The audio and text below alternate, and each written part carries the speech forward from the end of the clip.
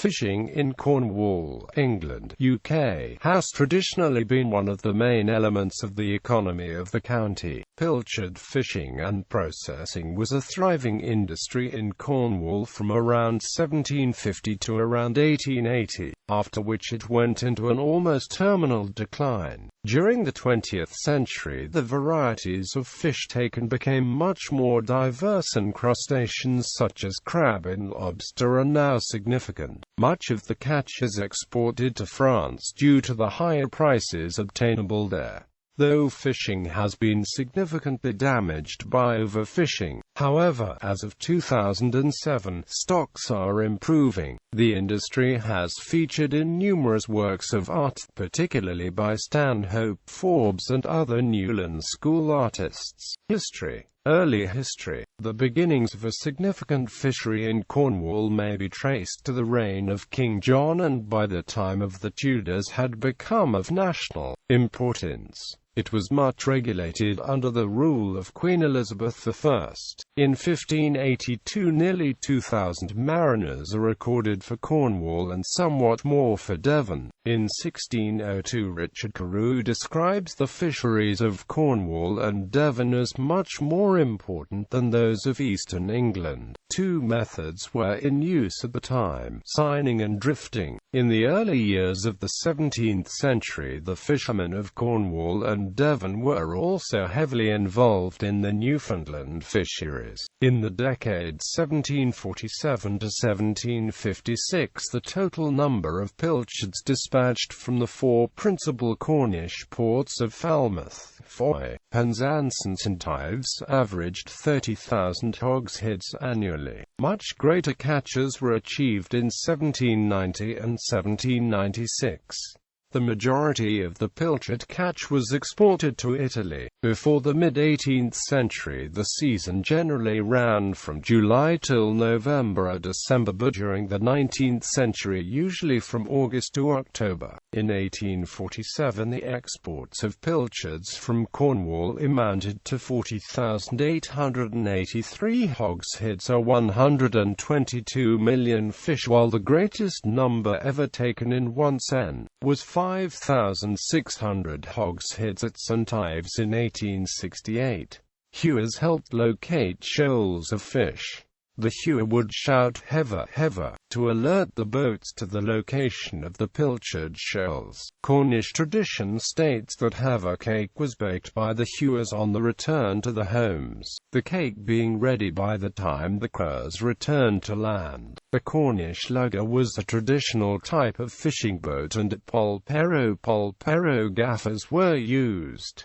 Fishing ports. North Coast. The most important fishing ports on the North Coast were St Ives, which had a considerable fleet, and Padstow. A.K. Hamilton Jenkins describes how the St Ives fishermen strictly observed Sunday as a day of rest. St Ives was a very busy fishing port, and seining the usual method of fishing there. Seining was carried on by a set of 3 boats of different sizes, the largest 2 carrying seine nets of different sizes. The total number of crew was 17 or 18. However, this came to an end in 1924. The bulk of the catch was exported to Italy. For example, in 1836 1,400 hogsheads were sent to Mediterranean ports.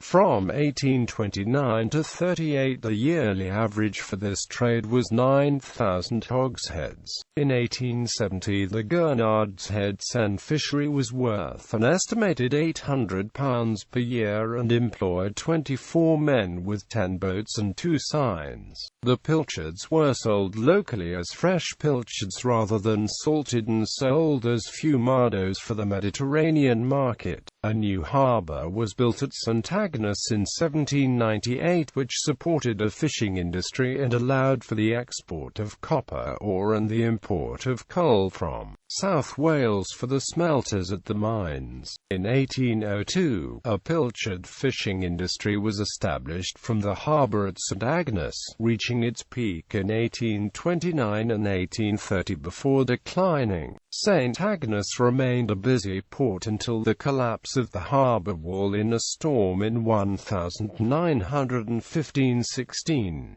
There are only remains of the old harbour in existence. Up to the early 20th century, Newquay was a small fishing port famous for pilchards, and there is a cue's hut above the harbour from which a lookout would cry "Hever" to call out the fishing fleet when pilchard shoals were spotted.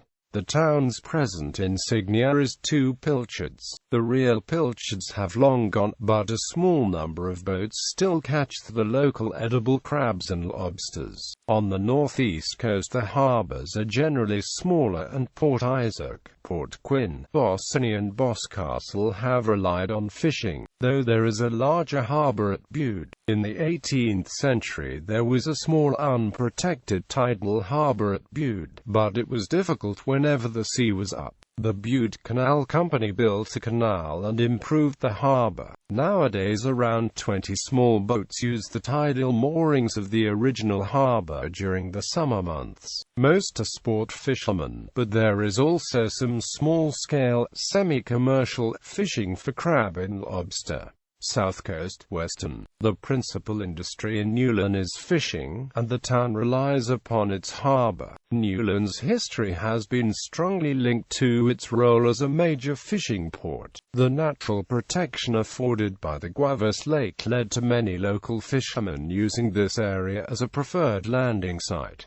The harbour, retrieved 27 March 2009. Newlyn Harbour is first recorded in 1435 by the Bishop of Exeter. Later large-scale improvements to the harbour led to Newlyn becoming the predominant fishing port in Mounts Bay. Newlyn Harbour is the largest deep-sea fishing port in England in terms of the value of fish landed and contributes 2% of the region's GDP. The Newlyn fleet utilises a variety of catching methods. However, the vessels are comparatively small and mostly owned by the skippers in comparison with the large factory boats of Spain and France with whom they share the fishing grounds. Accusations of illegal overfishing by the French and Spanish fleets is a source of local friction. Until the 1960s, pilchards were the major catch landed at Newlyn, which were processed at the nearby Pilchard Works. Before the fish fell out of favour with the public, a revival of pilchard fishing in Penworth in recent years occurred after a rebranding exercise as Cornish sardines. This has been helped by investment from the Objective One programme. Much of the catch is sold abroad in Spain and Italy. The Cornish hake fishery, based at Newlyn Harbour, has now been deemed as sustainable and well managed. Stocks were left depleted in the 1990s, but now Cornish hake numbers have recovered to nearly double the low point. This turnaround has been achieved through the use of nets with larger mesh size than the legal requirement, which allow the smaller juveniles to swim free, leaving more fish to reproduce. Chadgeworth was established in medieval times as a collection of fishing cellars in a sheltered southeast-facing coastal valley with a shingle cove to subsidize local farmers' livelihoods by fishing. Chadgeworth was originally called Caswood or Porth Caswood. For the 16th century, the village became inhabited with fishing as the main occupation. Subsequently, buildings were established as homes, lofts, capstan houses, and cellars constructed of local stone cob walls,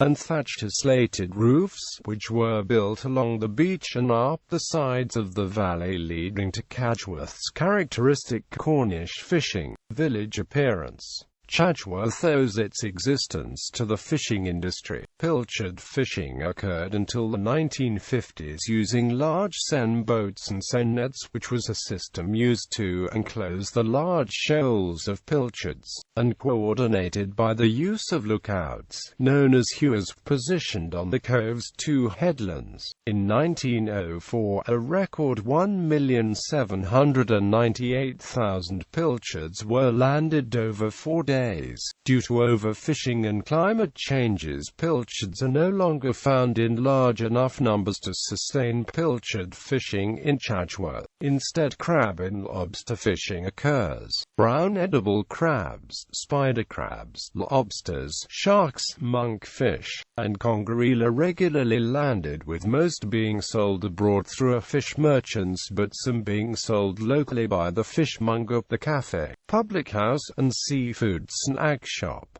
In the Helford River, oyster fishing has been carried on, though pollution has disrupted this. At Port Navasses, the Dutchy oyster farm and the oyster fishery in the river is expanding. In the 19th and 20th century, Flushing's economy mainly relied upon fishing, farming and Falmouth docks. There are now only a few commercial fishing vessels based in the village. The current harbour at Mevagissey was built on the site of a medieval quay. The first Act of Parliament allowing the new port to be built was passed in 1774. The inner harbour, consisting of the current east and west quays, was constructed from this time. An outer harbour was added in 1888, but seriously damaged in a blizzard in 1891. The outer walls were rebuilt by 1897. The harbour was given charitable trust status in 1988.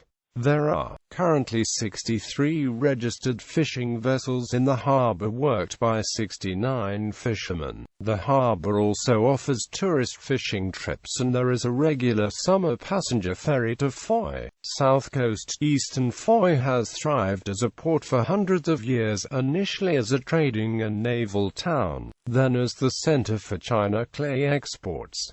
Today, Foy is busy with trawlers and yachts. Fishing has always been a principal occupation for the people of Polperro.